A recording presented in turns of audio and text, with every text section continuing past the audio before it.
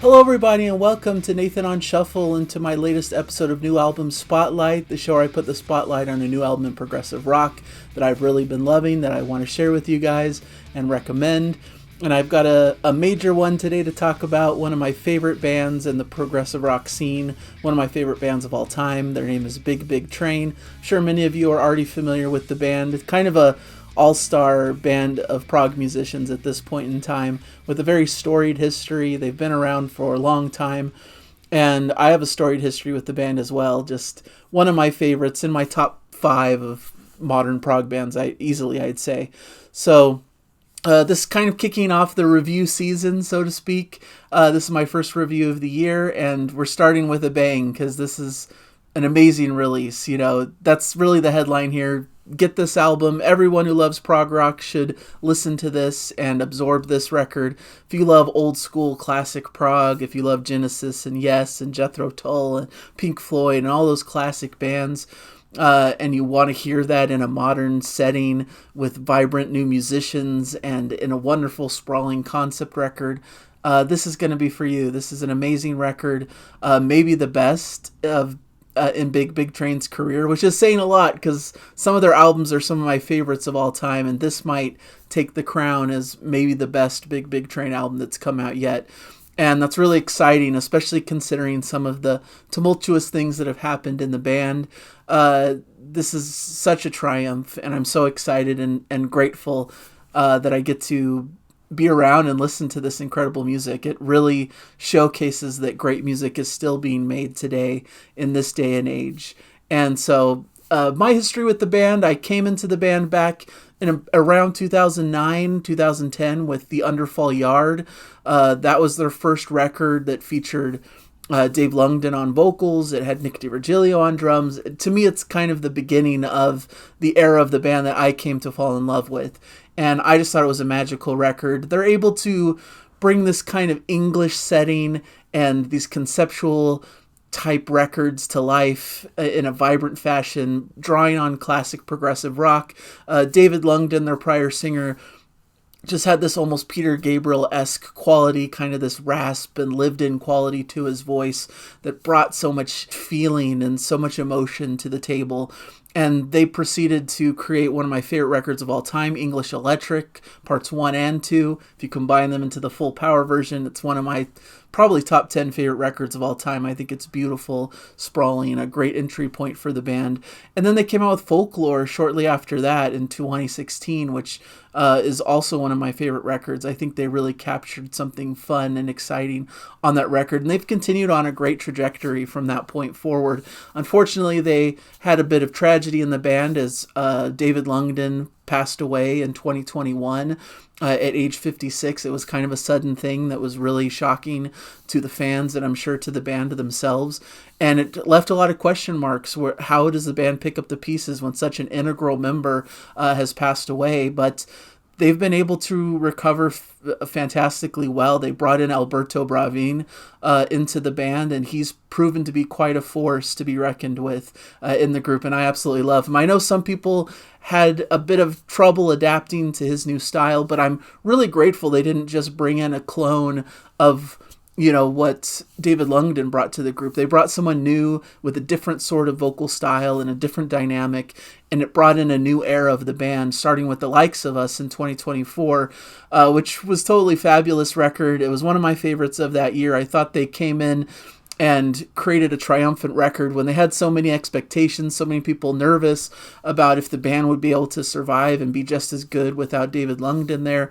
And I felt like they knocked it out of the park. They put all of my concerns to rest, and I just enjoyed the heck out of that album. I thought it was a fantastic record. Beneath the Mass is just one of my favorite epics from Big Big Train. I saw them live on Cruise to the Edge twice, and they were just fantastic. Alberto Bravin is a charismatic, amazing frontman, and all the musicians are just incredible at their instruments. Like I said, it's kind of an all-star band at this point because you've got Nick DiVirgilio on drums, who's one of my personal heroes from Spock's Beard and various other projects. He's one of the shining stars in the modern prog scene, certainly. Richard Soderblom is doing great work on guitar and keys and vocals and all of the different things that he's bringing to the table. Mostly guitars, I think, is his main focus in the band, but he brings a lot of songwriting, a lot of prog background and bona fides from his group Beardfish. Another one of my favorite bands and one of my favorite musicians. Greg Sponton is kind of the master at the helm. He's, the main man who's been a part of the group since the very inception of them. So he's the most important member, playing the bass, bringing a lot of songwriting credit.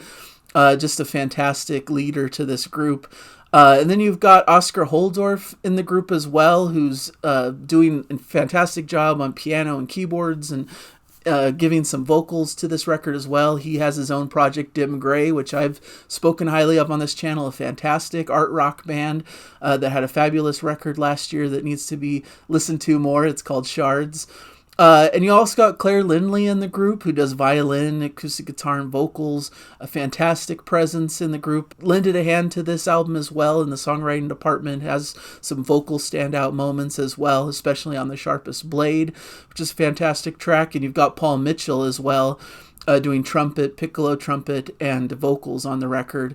Fantastic lineup, everyone shines, and that's one of the big highlights of the record to me, is the collaborative nature. Everyone gets moments to showcase their abilities. There's some excellent guitar solos from Rickard Soderblom. There's some great bass lines and great drum work, laying down the rhythm section between Nick DiVirgilio and Gregory Sponton. Alberto Bravin has so many excellent soaring vocal melodies. There's so many cool keyboard riffs and parts from Oscar and Claire Lindley, and Paul Mitchell bringing the spice on top with the great violin and horn work to really give this a thematic feel and bring those kind of extra elements that set them apart from other prog bands in the field.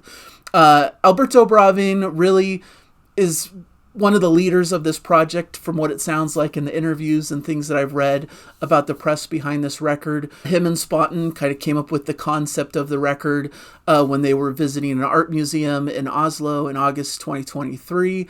A woodcut display of some sort really inspired them with the concept of this record. Alberto Bravin, I believe, is the sole producer of this record, so he really took all these pieces that the band was crafting and putting together and put them into a conceptual piece that works seamlessly, and is just a wonderful piece of music. It's about 70 minutes long or so. It doesn't overstay its welcome. It's a perfectly paced record. Every song has its highlights and moments. There's nothing skippable, and it's just sumptuous, gorgeous beauty and fun, adventurous progressive rock on display, highlighted throughout the entire record.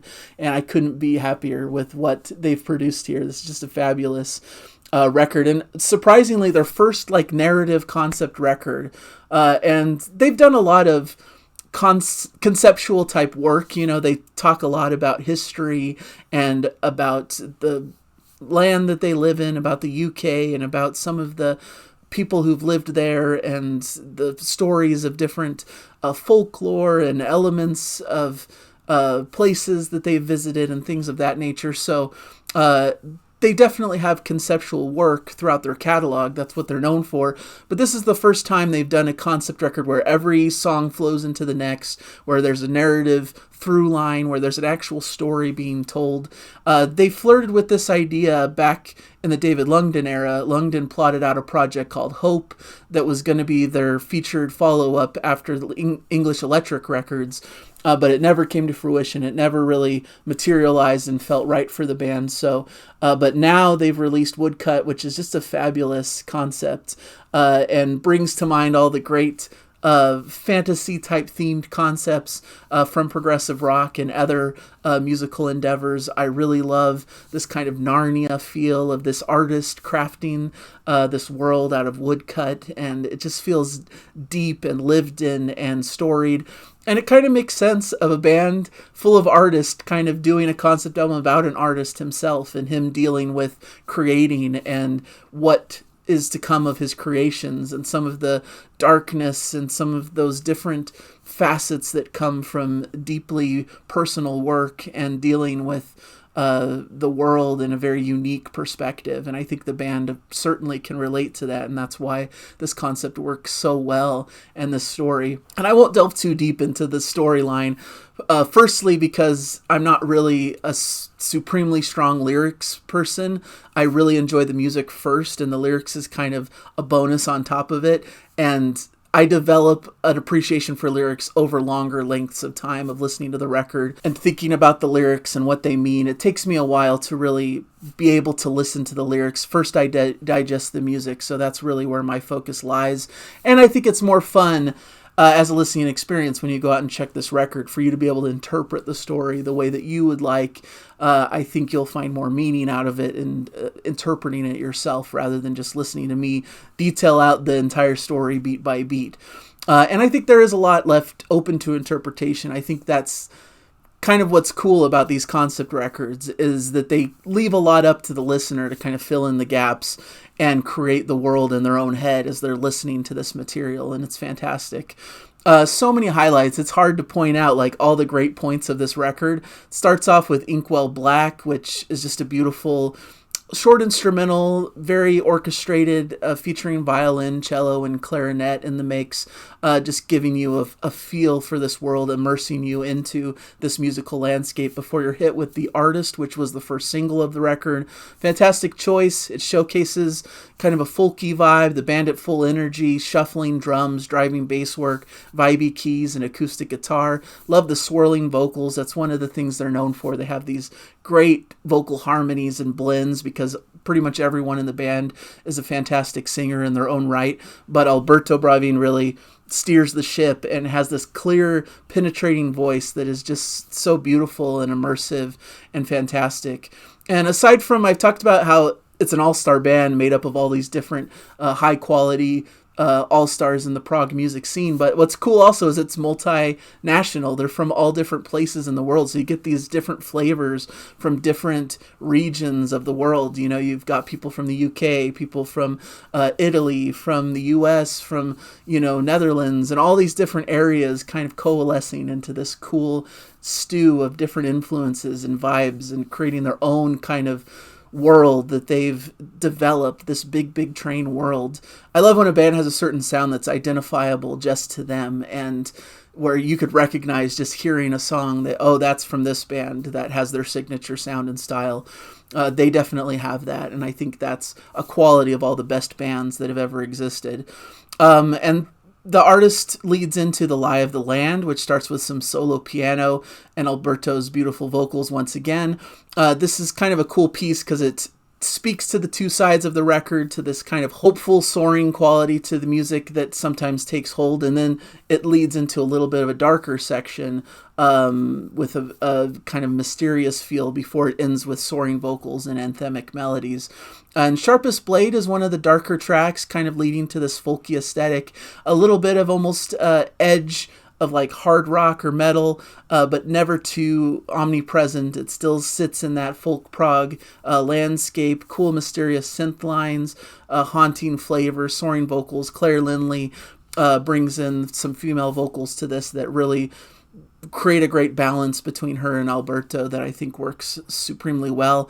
Albion Press has a lot of instrumental work. You know, it's where they really get to stretch their prog chops here in the early part of the record. Some great proggy instrumental interplay, some great keys and bass work, some anthemic guitar riffing before we get into the vocal part of the track, which gives you a really groovy flavor and is really fun. There's some moments that are almost leaning towards like a funk aesthetic, you know, just very cool, funky bass lines and cool, sumptuous grooves that you just settle into in different moments. Arcadia is a beautiful moment, you know, more of the like 12-string acoustic guitars like Genesis, and you get some sumptuous keys and violin and flutes.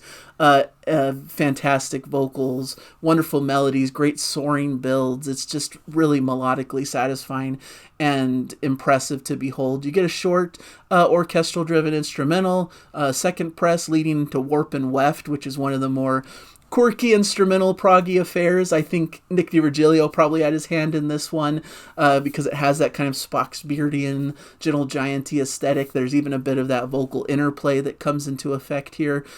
Chimera is beautiful, once again acoustic based, bright and anthemic, clear vocals from Bravin, a cool pounding bass drum that leads to just this really nice bright track that's really fun to listen to. Leading into Dead Point, which is one of the more dramatic, expressive pieces of music. There's a cool, like, very theatrical vocal, which I think is done by Rickard Sojablom. Just really cool contrast between Alberto's vocals as well. There's a cool dense keyboard solo, great Howe-esque guitar work in here, just a really cool track that leads into Light Without Heat. Once again, you get a lot of this light and shade. You know, once you hear kind of a more darker, more heavier track, you get it balanced by a more brighter acoustic track. And once again, we get this 12-string acoustic guitar, laid-back ballad in the pocket with Bravin's vocals just sounding fantastic. A great synth solo leading into a very soulful guitar solo, leading into Dreams in Black and White, which gives you more of that cool vocal round, you know, stuff that's going on with chiming keys and a great musical climax. Cut and Run is probably the most fun instrumental moment of the record. You know, it's 6 minutes, it's an instrumental, it just goes in all sorts of directions, cool, crazy, complex, dynamic, great guitar riffs, fun rocking prog with energy and vigor. This cool stop and start kind of jerkiness and playing a lot with different time signatures and different styles. It's really fun. Before we get into the short Hawthorne White, which kind of gives you a bit of a breath of fresh air between this high-octane instrumental and what's to come next. Some delicate piano ringing out with almost a classical feel with some gorgeous violin work. The drama ramps up into Counting Stars, which was another single they released, a beautiful ballad, one of the best the band have ever crafted. I love Alberto's vocal performance here. It really shines, and the melodies are so beautiful and gorgeous. It can't help but captivate me and really worm its way into my heart. I just absolutely adore it, and that guitar solo at the end by Rickard is a next level moment for the band. It's fantastic. Leading into The Last Stand, which is of course where they bring in all the themes from throughout the record and display them in fantastic fashion. With this big, bombastic, exciting conclusion, perfectly fitting to a concept record of this weight and gravity. It's a fantastic record. I probably went through that a little bit quickly, but there's so many cool moments, and they're able to blend these beautiful ballads, this wonderful, sumptuous vocal performances, and the drama, and all of these big, weighty moments with some really cool, fun, quirky, proggy stuff, too. It's really well balanced, and I'm really impressed with how they constructed this record and made it so there's no moments where I'm like, oh, I want to skip over to the next thing. It's just all beautiful, all gorgeous, and blending the two worlds of the band perfectly well between this adventurous, fun, quirky prog and this sumptuous, gorgeous, just balladry that they're able to come up with these big, epic heights.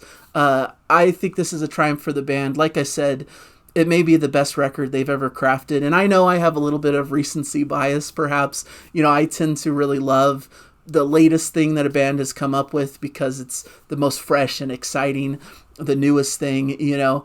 And a lot of people are kind of the opposite, from my experience, at least in the world of prog. I feel like a lot of people hold up the classics in such high esteem that nothing else can ever reach those same heights. And so I think people are pretty harsh in judging newer records by established artists. You know, think about Steven Wilson and how nothing ever measures up to, you know, the Raven That Refused to Sing and Hand Cannot Erase. I feel that way with Neil Morse, where nothing quite measures up to like some of his classic Spock Spirit and Transatlantic stuff and Similitude of a Dream. Like, how is he ever going to measure up to that stuff? Same with Yes and Genesis and all those bands. They came up with classics in the 70s, and now every new album is judged versus this extensive catalog. So it's really tough for a band to step out, especially a band who's been around for like 30 plus years, to create something that really catches the zeitgeist, that becomes a new classic in their catalog. But I think Big Big Train may have managed it. I've heard a lot of early buzz that people are really excited about this record, and I think this solidifies this new lineup as a really exciting new step for the band itself. I think all of the fears of would the band survive post David Lungden are now put aside because they're able to craft something this brilliant, and I hope that they just continue forward in this lane, that they are able to see a lot of success from this record, are able to tour it. It would be amazing to see this album played in its entirety in concert. I think would be magical and excellent. I'm sure that that's what they're planning on for future shows, and that would be a must-see concert. You know, they're going to be doing some great things in the future. I can feel it. They're one of the most promising prog acts, and I'm so proud of them for coming up with such a fantastic record. You know, sometimes these bands feel like almost my children, that, you know, I'm proud for their accomplishments and hope the best for them, that they'll be able to thrive and succeed. And so this is like a proud moment to see one of my favorites just knock it out of the park with something truly special that honestly is the top contender at this point in time for album of the year. It's early days. There's not much else that I've heard that is even in the same league, although I'll be talking about one of those with the new Neil Morse Band album in a few weeks.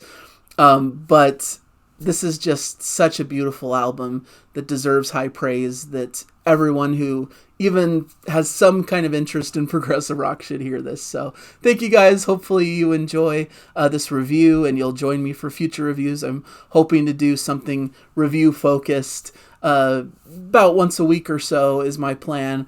Just bringing you the best in the world of progressive rock, progressive metal, and related genres that I feel are worth your attention. So thank you guys for joining me, and I'm excited to finally get into some really great stuff for this year.